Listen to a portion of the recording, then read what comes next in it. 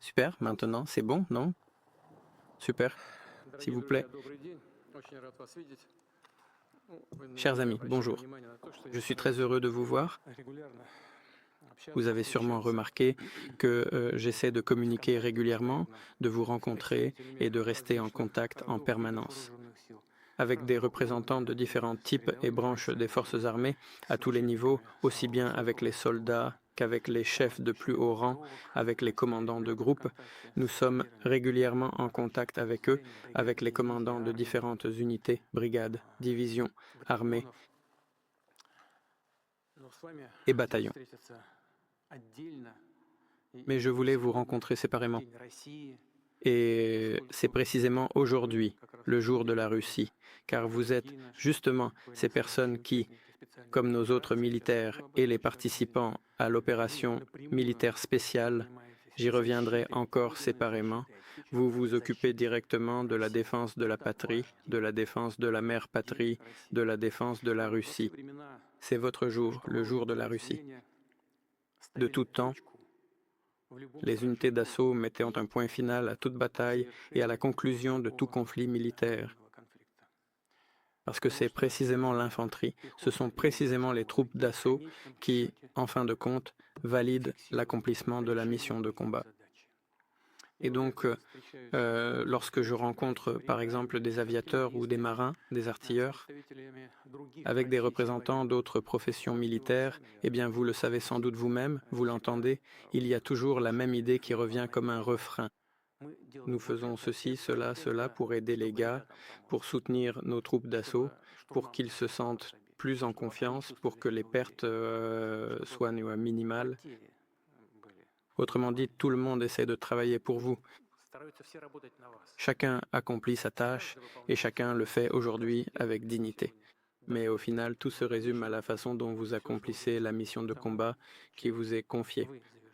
Cela a toujours été ainsi, même à l'époque de Pierre le Grand, lorsque les grenadiers de Pierre combattaient pour la patrie, lorsque, à l'époque de Souvorov, à l'époque de Kutuzov, dans tous les conflits armés, cela a toujours été ainsi et c'est encore le cas aujourd'hui.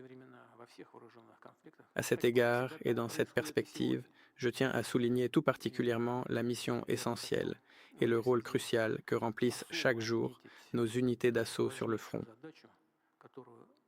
Vous et vos camarades de combat, je voulais vous rencontrer en ce jour de fête. J'ai demandé au ministre, au chef de l'état-major régional, de faire en sorte que soient présents, pour ainsi dire, des représentants de toutes les directions, de toutes les unités, de tous les groupements. J'espère que cela a bien été le cas. Et je voudrais vous écouter vos avis. Concernant les événements qui se déroulent actuellement, pourriez-vous nous faire part de vos suggestions précises sur ce qu'il conviendrait de faire en plus afin que cette mission soit totalement accomplie de manière fiable et efficace, avec le moins de pertes possible pour nous, tout en garantissant un impact absolument maximal. D'ailleurs, je vous prie, sans aucune gêne, tranquillement, dans une ambiance de travail amicale,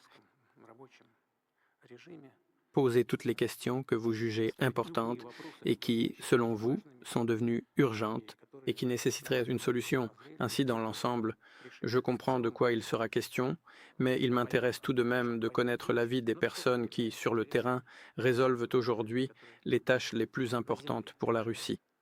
Voilà, en fait, tout ce que je voulais dire en introduction. Nous n'avons rien de particulièrement spécial, vous savez. Je voulais simplement vous voir et vous dire merci. Et je vous prie de transmettre ces mots de gratitude à tous les hommes, à tous nos combattants qui sont à vos côtés.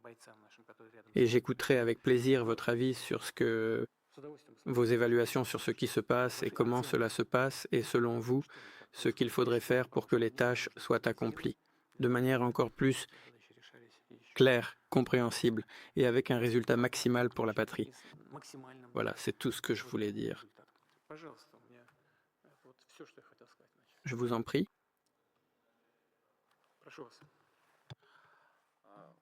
Sergent Lizovoy, infanterie de marine, 155e régiment. 155e régiment, oui, 2e bataillon. Tout d'abord, je voudrais dire... Allez-y, s'il vous plaît. Vas-y, Sébastien. Les militaires rassemblés ici, les assaillants, ont affronté la mort à plusieurs reprises.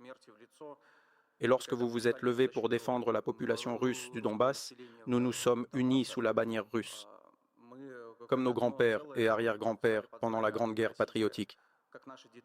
Et à vos paroles que vous avez prononcées, excusez-moi, je suis un peu ému. Ce n'est pas grave. Et du Forum économique international de Saint-Pétersbourg à l'adresse des militaires de l'armée russe. Je voudrais dire au nom de tous que nous travaillons et continuerons à travailler jusqu'à la victoire totale sur l'ennemi. Toutes vos tâches et objectifs seront impérativement accomplis dans leur intégralité. Alors, à propos de... J'ai une petite suggestion. Récemment, il y a tout juste une semaine, un héros de la Russie est tombé héroïquement. Il menait, c'est-à-dire le lieutenant principal. Excusez-moi, je suis très ému. Le lieutenant principal? Sous les balles. Non. Ce que je veux dire est beaucoup plus important. Vous êtes plus ému ici que là-bas. Je comprends. Sous les balles, nous nous comportons probablement de façon plus naturelle, surtout quand nous ne sommes pas devant le chef de l'État. Vous parlez d'Achergarev, n'est-ce pas? Oui, Achergarev, je veux dire qu'il est mort tragiquement et nous vous demandons d'examiner cela. Les titres honorifiques pour les unités d'assaut afin de...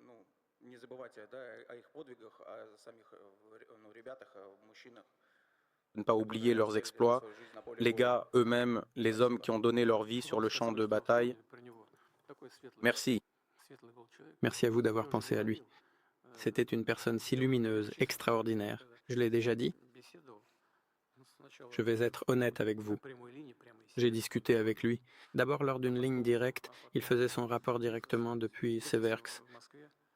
Et ensuite, je l'ai rencontré à Moscou et je lui ai demandé comment je pouvais aider.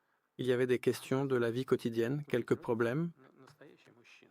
Vous savez, c'est étonnant. Un vrai homme, vous comprenez? Son père était d'ailleurs père de familles nombreuses. La première question, en fait la seule. Ma mère est déjà âgée, tout va bien chez nous, tout va bien, nous n'avons besoin de rien. Il s'est avéré que, comme d'habitude, loin de toutes les questions sociales sont résolues, les questions de la vie quotidienne, etc. Mais, dit-il, ma mère est déjà âgée, sa santé vacille. Si possible, aidez ma mère.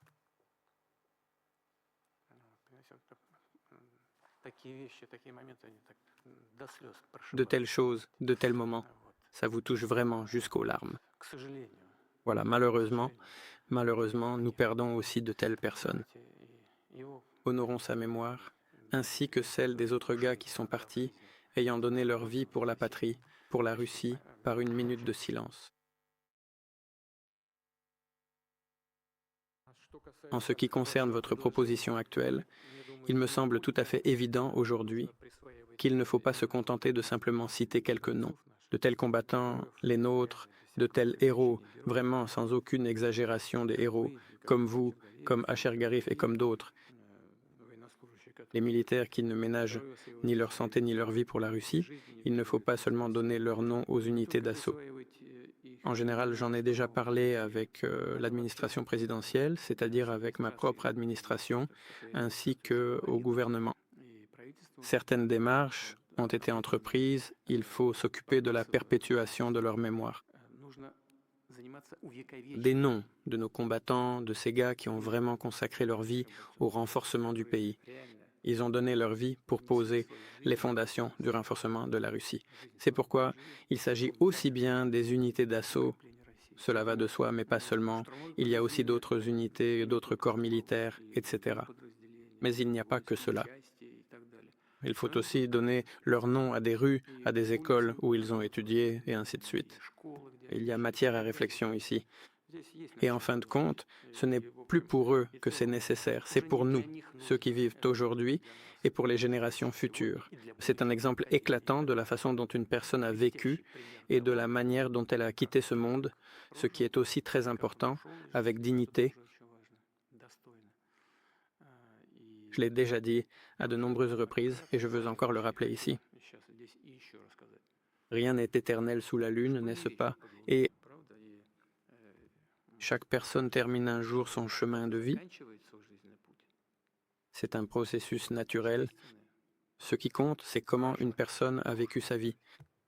Et bien sûr, ce sont de très bons exemples nécessaires pour renforcer le pays, pour renforcer notre état intérieur, notre force spirituelle aujourd'hui et pour l'avenir. Et la perpétuation de tels noms est, sans aucun doute, une tâche très importante. C'est ce que nous allons faire. Voilà, je vous en prie.